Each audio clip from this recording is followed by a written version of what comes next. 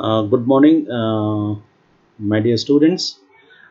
Today, I am going to discuss one of the most important topic in hepatology, that is how we evaluate a case of liver disease. That means the patient is having jaundice or something related to liver, how to evaluate that particular patient.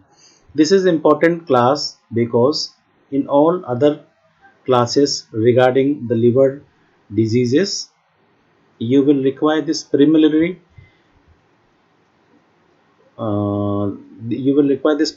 class, because here we will try to understand how the bilirubin and other investigations which are very commonly used in liver disease are formed, and what is the fate, how to diagnose a liver disease with lot of liver functions, and of course has to be supplemented with the radiology aspect. So today we will try to see how we can evaluate a case of liver disease.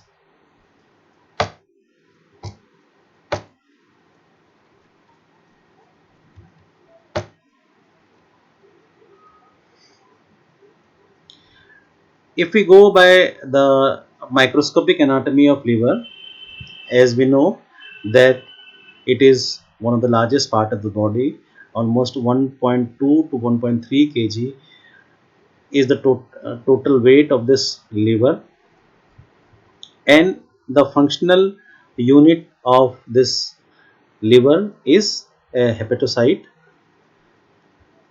This is a hexagonal solid, cords of hepatocytes around a central vein. The microscopic anatomy, these are the sinusoids, and these are the hepatic artery, hepatic vein, these are the bile canaliculi, and they make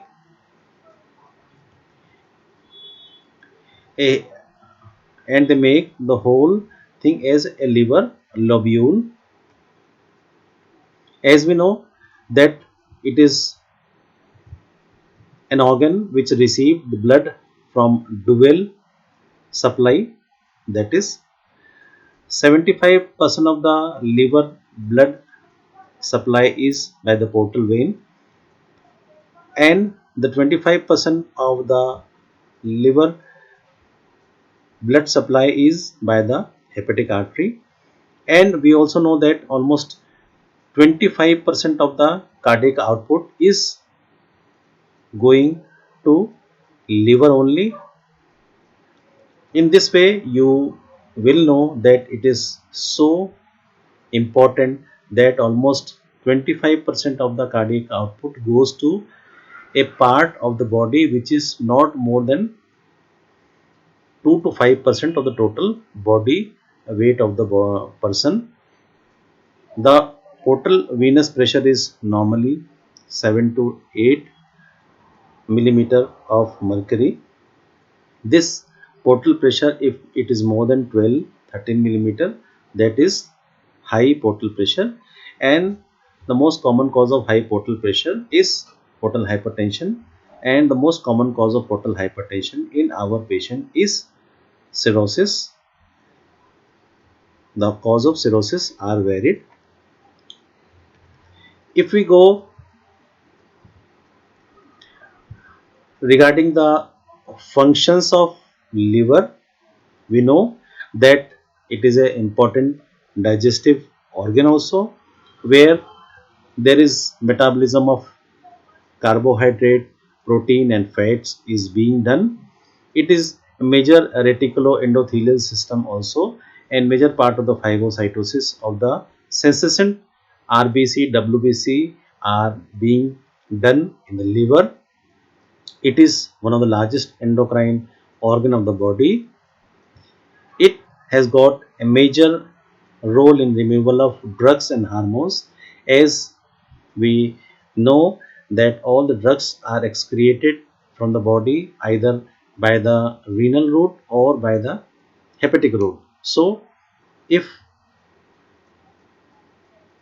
a drug which is usually excreted in the hepatic route and the hepatic parenchymal disease is there, then the chances of toxicity at that particular dose is very high. So we should also know the ways of excretion of a particular drugs and hormones. Of course, it is a major organ in the clotting of blood. For carbohydrate metabolism, it is the major organ which maintains the normal blood sugar by converting glycogen to glucose and vice versa during the fasting state. We know that liver can manage the fasting state for the whole night, and after night 10 to 12 hours of fasting, liver glycogen stores are getting emptied. So 10 to 12 hours of fasting, liver takes care of sugar level from glycogen to glucose, and in the fed state the glucose is converted to glycogen. It is also a common site for neoglucogenesis, that is converts amino acids fructose, galactose and lactic acid to glucose. It also converts glucose to fatty acid for some metabolism. It is a major site for storage of glycogen, fat soluble vitamins, iron. We know that with active vitamin D is 125 hydroxy vitamin D3. Here the first one is made by liver and the 25 is made by the kidney. So the first part of hydroxylation of vitamin D, that is the active vitamin D, is being done by our liver, and the second final step is being done by the kidney. In protein, this liver removes amino NH2 from amino acids, and which can be then used to form energy, or it may be converted to fats or carbohydrates. The liver also converts the toxic ammonia to less toxic urea. It is a major site for synthesis of almost all plasma proteins with specific functions except the immunoglobulins. As we know that we are not able to take, there are two types of amino acid, essential and non-essential amino acids. The body can make essential amino acids from the non-essential amino acid, that too in the liver cells. In lipids, it is a site for storage of triglycerides. It converts fatty acid to acetyl coenzyme A. It also converts acyl coenzyme A to ketone bodies. It synthesizes lipoprotein for transport of fatty acid, triglyceride and cholesterol to the other part of the body. It is a major site of phagocytosis of old RBC, WBC and bacteria. We also know that it is a major endocrine function. The main one is insulin like growth factor, that is the active growth hormone in the adults, which acts via insulin growth factor 1. It also converts T3 from T4, and we know that T4 is the active hormone for the thyroid actions. It also secretes angiotensin for hypertension. For clotting, liver produces almost all clotting factors except factor 8, which is produced by vascular endothelial cells.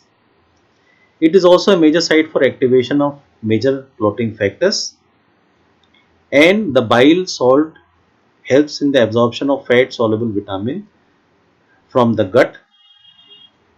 If we see the role of liver in digestion,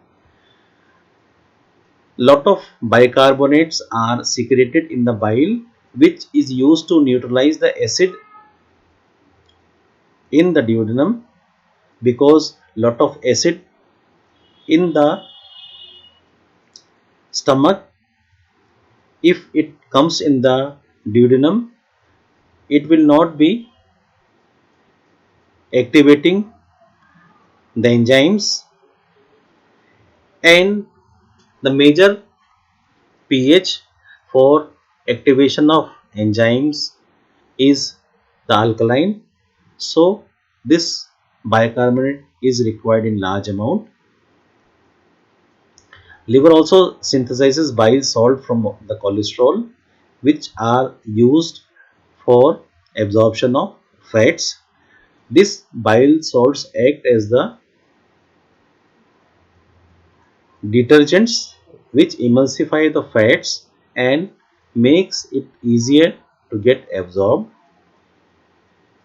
Liver also synthesizes bile pigments from the heme, which is from the syncytin RBC. It also excretes plasma cholesterol and lecithin, a type of phospholipids. If in pictorial presentations, this is the hemoglobin which is present in the RBC. When the RBC are aged, the heme is taken out in the reticuloendothelial system, and from here the bilirubin is made. This bilirubin is in the conjugated state in the vascular state with albumin. We know this albumin is a large amino acids, so it will not get excreted from the kidney. This conjugated bilirubin with albumin, this unconjugated bilirubin with albumin comes to the liver. Albumin gets detached and this bilirubin enters the hepatocytes. This enters the hepatocytes, and this bilirubin is conjugated by the enzymes. This conjugated bilirubin is soluble in water, and this conjugated bilirubin is easily excreted in the bile. This conjugated bilirubin is excreted in the bile's duct, from where it reaches the gallbladder, and with due course of time this goes in the large intestine, and the bacterial flora present in the large intestine degrades the bilirubin to urobilinogens and stercobilinogen. As we know that this bilirubin which is conjugated enters the gallbladder, and from gallbladder to the intestine. If the person is suffering from obstructive jaundice, this is obstructive jaundice, here the bile cannot enter the intestine, and we will not be having the urobilinogens in the bile in obstructive jaundice. Some part of this urobilinogen is absorbed in the vascular component, and this enters the kidney and is excreted in the urine as urobilinogens.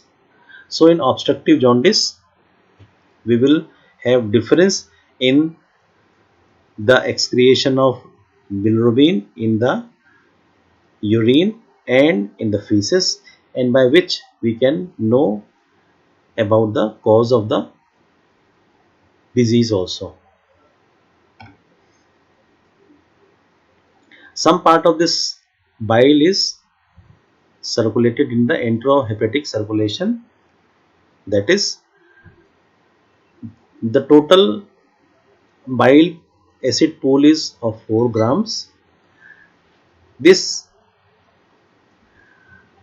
is excreted and comes in the small intestine, colon. From here it is absorbed and goes back to the gallbladder. This is known as enterohepatic circulation of bile salts, and almost 500 milligrams of bile is excreted per day in the feces, and similar amount of 500 milligram is synthesized from the cholesterol in the liver to keep this bile acid pool constant of 4 gram. A little about the hepatocellular bilirubin transport. As we have discussed, this unconjugated bilirubin from the reticuloendothelial system is taken in the blood with the albumin. As we know, this is a large amino acids, cannot get inside the small micro vessels like in the glomerulus and in the sinusoids of liver. So in the sinusoids of liver, this albumin, the bond between albumin and unconjugated bilirubin is broken. This unconjugated bilirubin enters the hepatocytes by active and passive diffusions. In the hepatocyte, it is conjugated with enzymes, and after conjugation this bilirubin is actively secreted into the hepatic canaliculi system.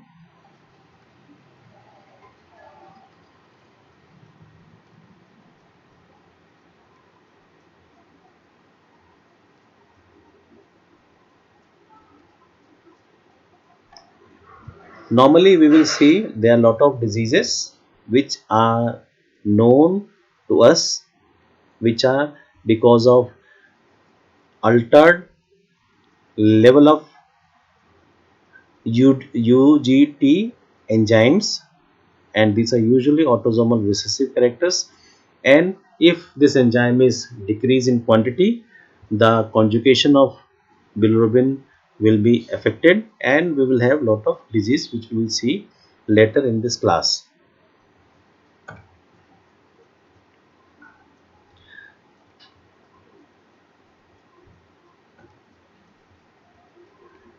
This conjugated bilirubin is actively transported across the canalicular membrane into the bile duct.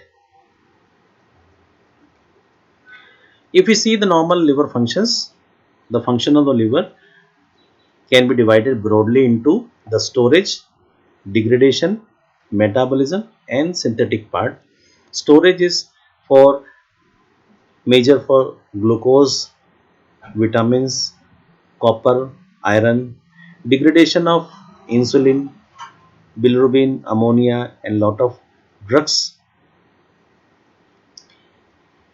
It has got active role in metabolism of carbohydrate, that is gluconeogenesis, glycogenesis, glycogenolysis. You must be familiar with these all the three different entities, that is the formation of amino acids from glucose, glycogen from glucose, and glucose from glycogen. Similarly, it has got a major functions in lipid metabolism, that is cholesterol synthesis and lipogenesis. Liver is a major part for the synthesis of albumin. Major coagulation factors except factor 8, C-reactive proteins, lot of carrier proteins like ceruloplasmin, albumin, hepatoglobulins, hormones like insulin growth factors, thrombopoietin, prohormones like angiotensinogens, apolipoproteins, complement proteins, and non-essential amino acids.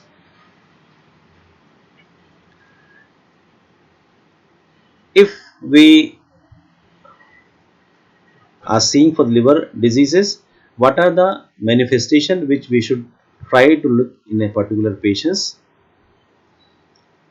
The pathophysical mechanism of clinical manifestation liver disease can be classified broadly into increasing serum bilirubin due to compromised hepatocyte functions. Second is elevated estrogen levels.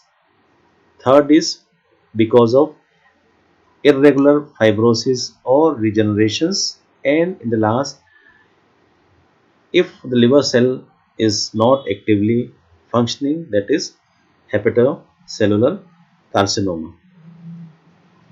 Physical examination in a case of liver disease, what we are supposed to see major, that is icterus, that is yellow colored sclera of the eye. Similarly, we will get enlargement of the liver, and if we try to palpate over that, it will be tender.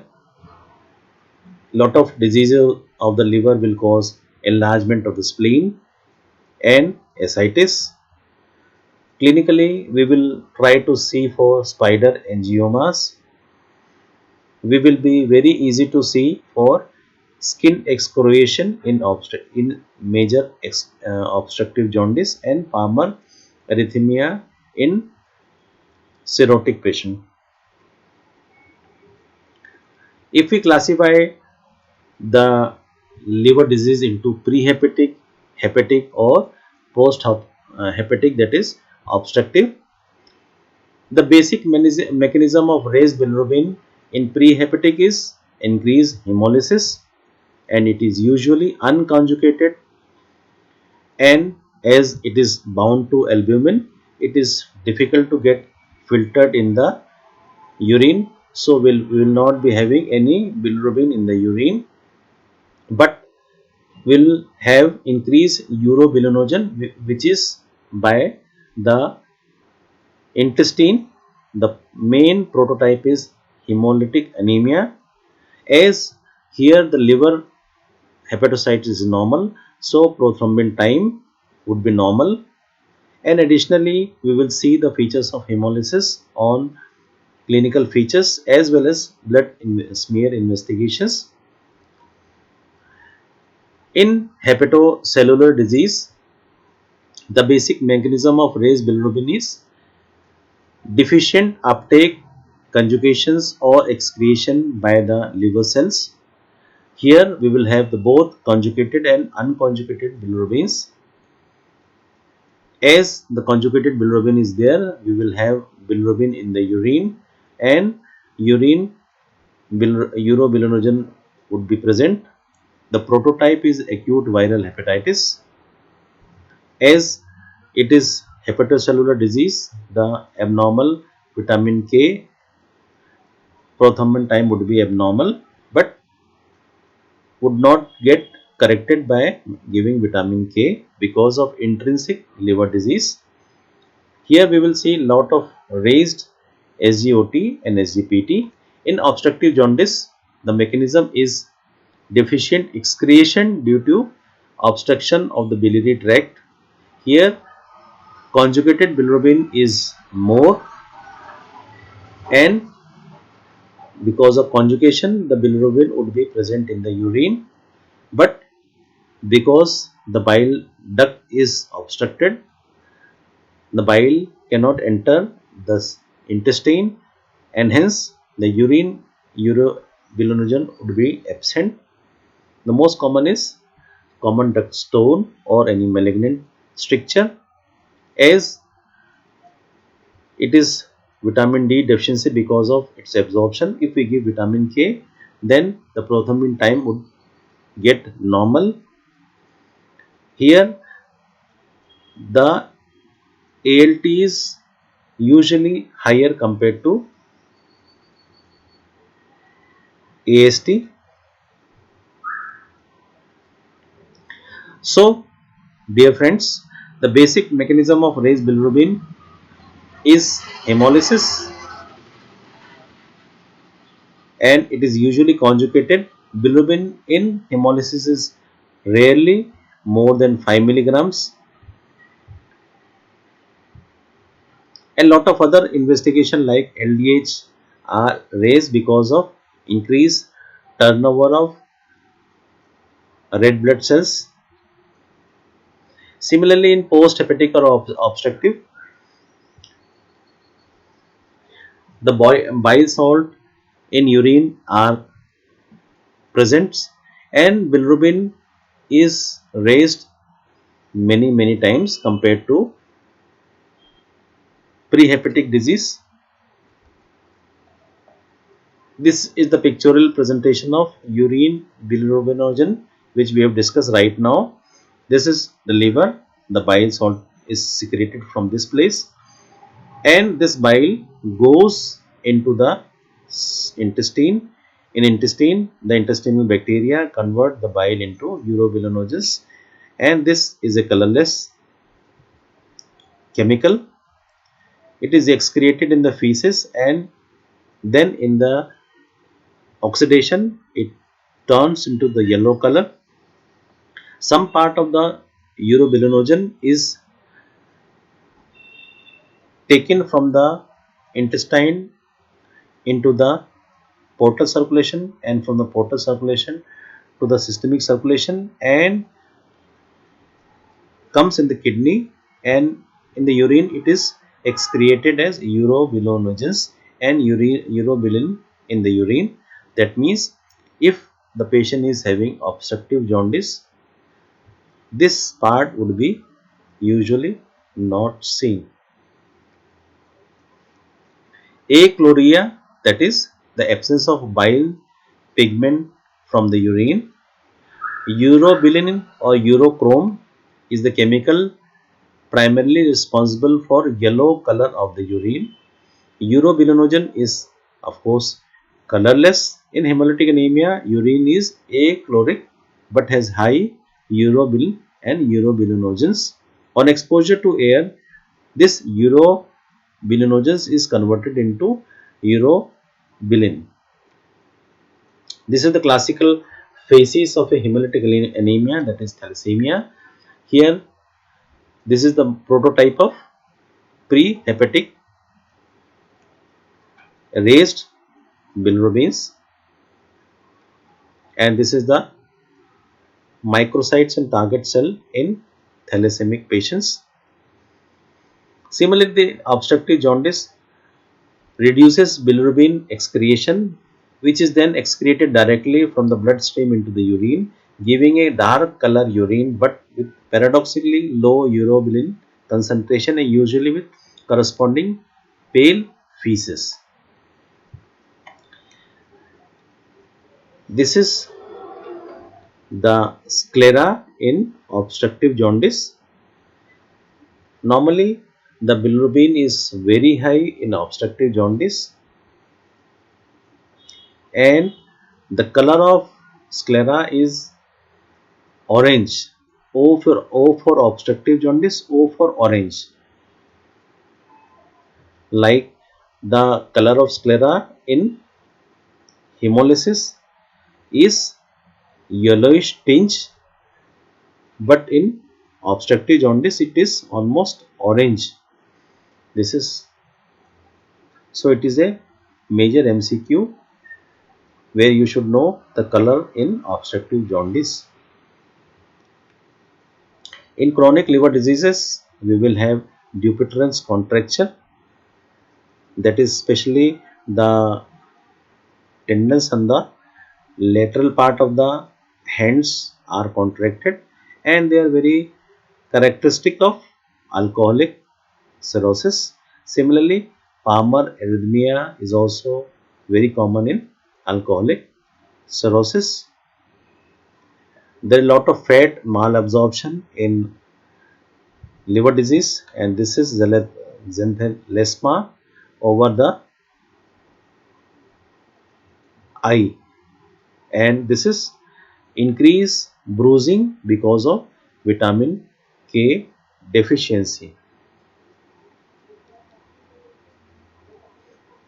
This is case Fisher ring in Wilson disease.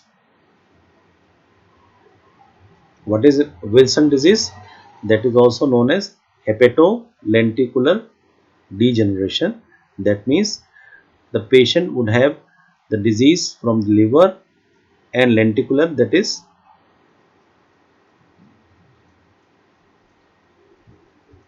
in the extrapyramidal tract.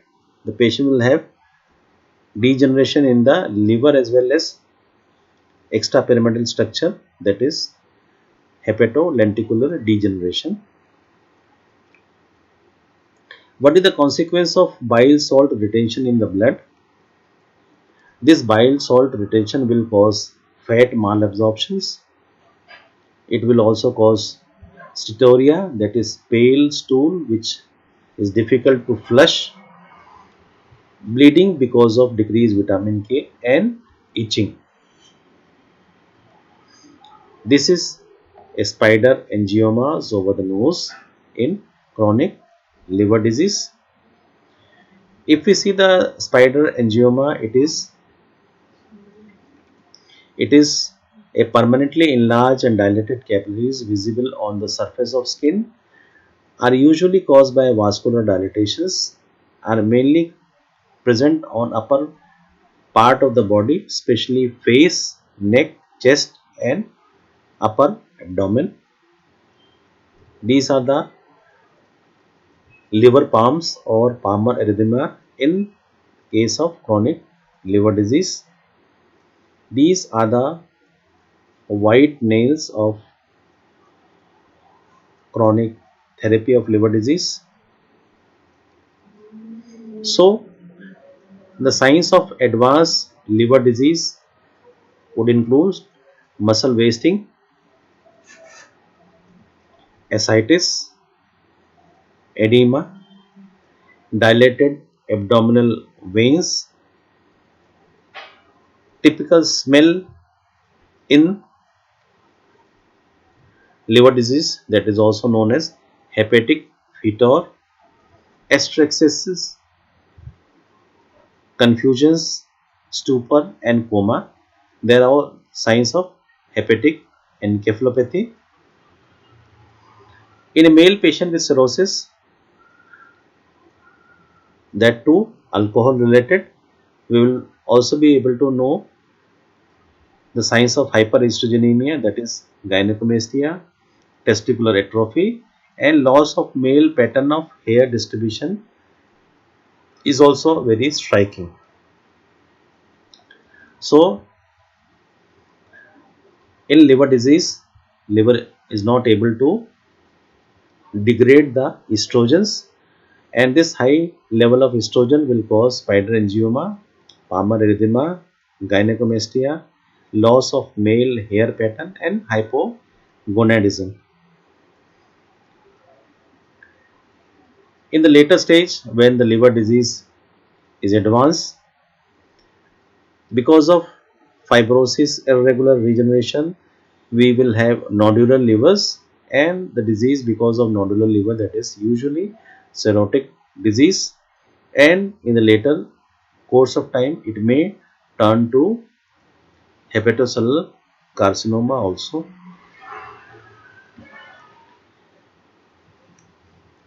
In nodular liver of cirrhosis, which is advanced stage from where it is difficult for the particular person to revert back, and the patient of cirrhosis will develop portal hypertension. But we have discussed earlier that the normal portal pressure is 7 to 11 millimeter. If it is more than 12 millimeter, that is raised portal pressure. This raised portal pressure will cause enlargement of spleen because of back pressure. This back pressure will also cause caput medusa, that is the opening of portosystemic end arteries. We will have also ascites and bleeding varices because of opening of portosystemic blood vessels, which are normally not raised because normally the systemic pressure is high, so these varices are non opening. Thrombocytopenia can also be there in liver disease, that may manifest as petechiae, purpura or frank bleeding. The thrombocytopenia may be because of enlarged spleen or loss of thrombopoietin production by the liver.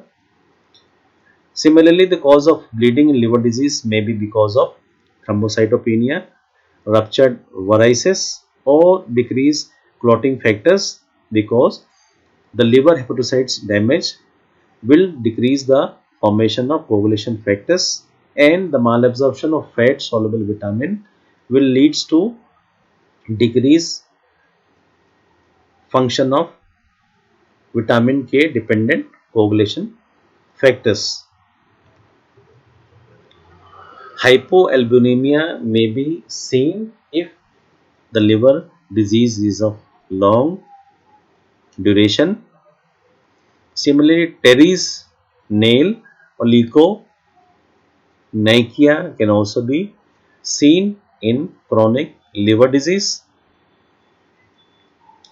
There are two types of hepatopulmonary syndromes or portopulmonary hypertension. Here, because of hypoxia, we can have clubbing, we can have dyspnea and arterial deoxygenation, which is greater in the upright position compared to recumbent position, which is different from the dyspnea in recumbent position of cardiac disease.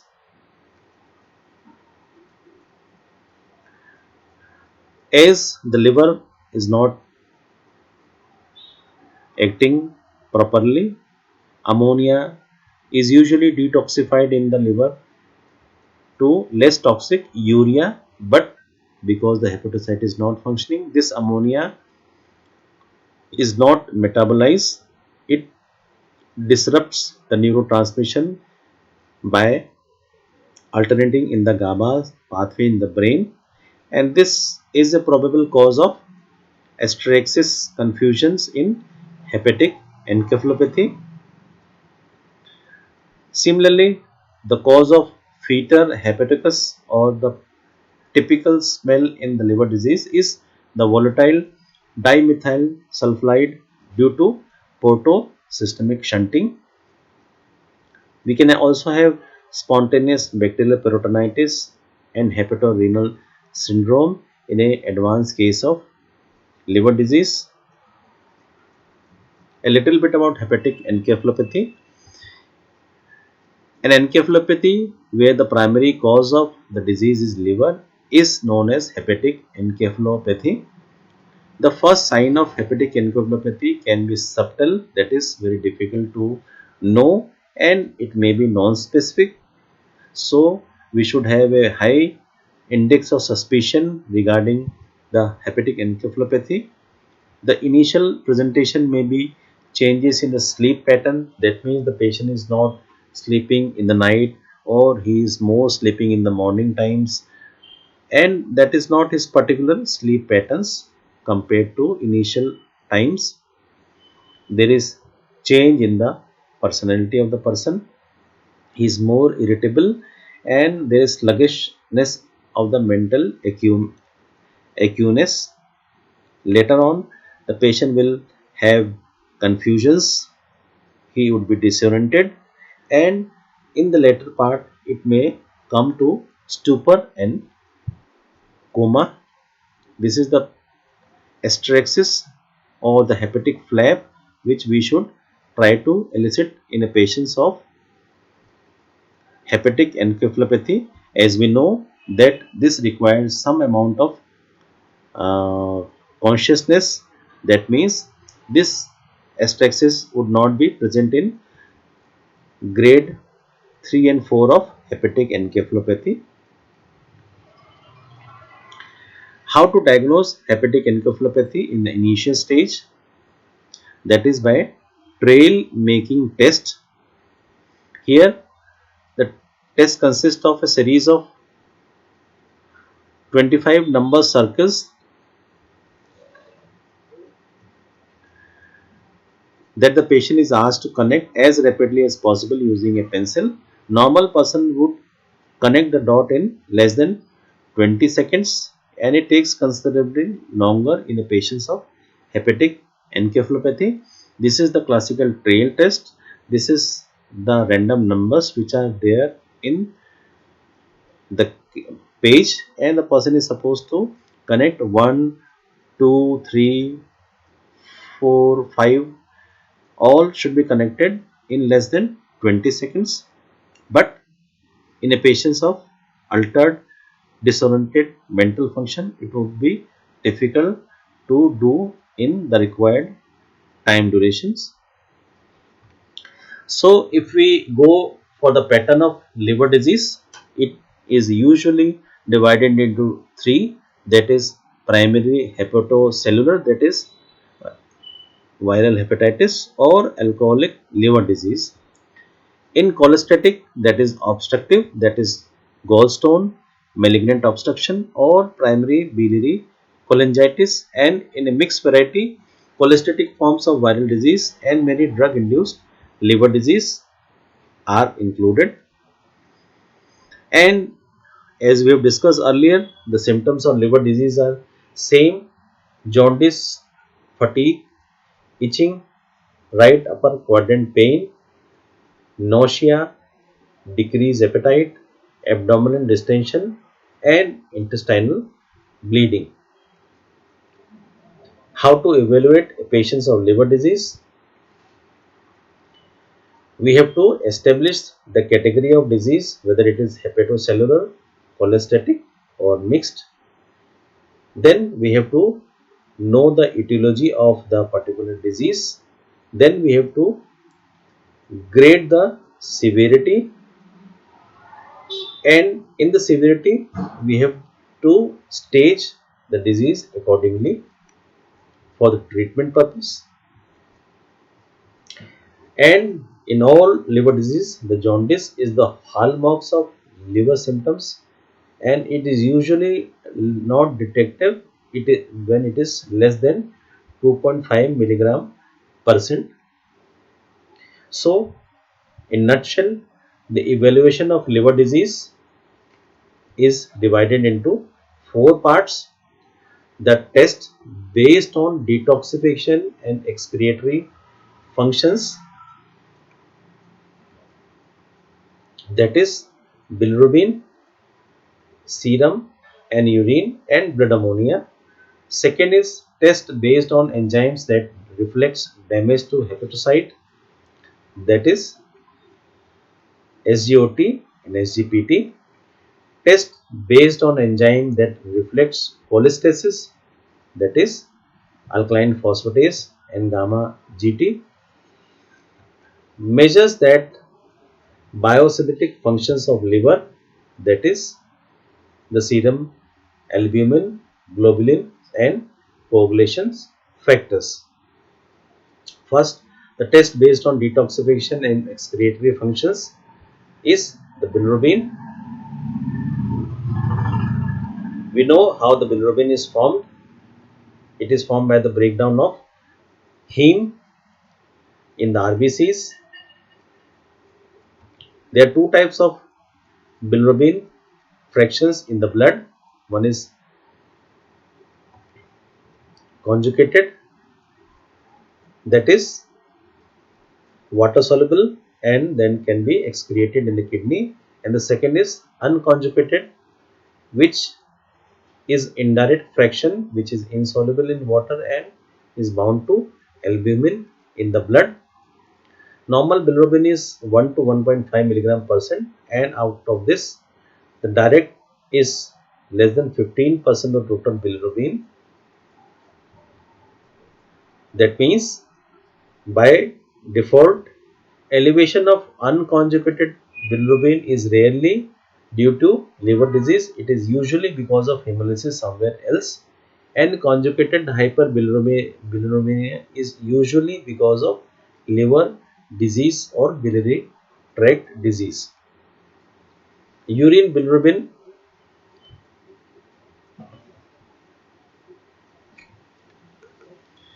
unconjugated bilirubin always bind to albumin in the serum and is not filtered in the kidney. Therefore, any bilirubin found in the urine is of course conjugated. The presence of bilirubin in the urine implies that the presence of liver disease is a must.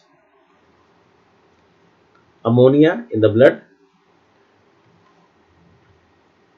it is usually detoxified in the liver and is converted to urea, and in the striated muscle this ammonia is converted to glutamic acid to form glutamine.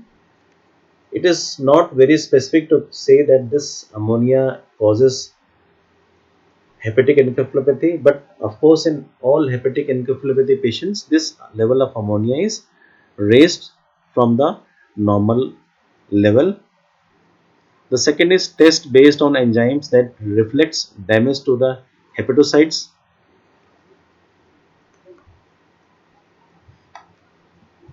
One that is SGOT and SGPT. AST is found in liver, cardiac muscles, skeletal muscles, kidney, brain, pancreas, lung, leukocyte and RBC. We know the normal levels of SGOT and SGPT.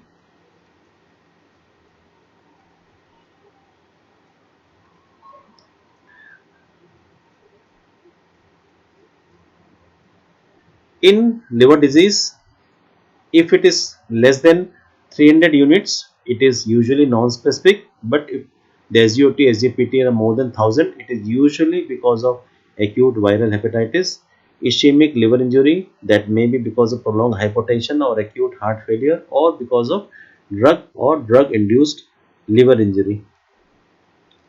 SGOT in obstructive jaundice are usually not very raised, and if it is raised, it may be because of acute phase of biliary obstruction, in which we can have SGOT PT of 1000 to 2000 in range, but usually decreases quickly as the liver function tests rapidly evolve into a typical of cholestasis. In cholestasis, we will have alkaline phosphatase and gamma GT. Out of this, gamma GT elevation is less specific for cholestasis. If we see the ultrastructure of liver, the alkaline phosphatase are found near the canacular membrane of the hepatocytes,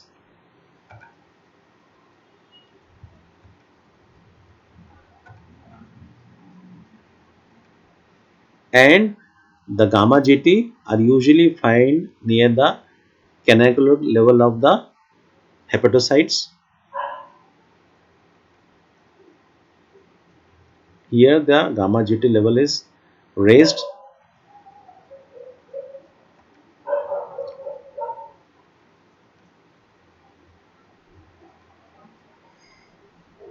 Serum alkaline phosphatase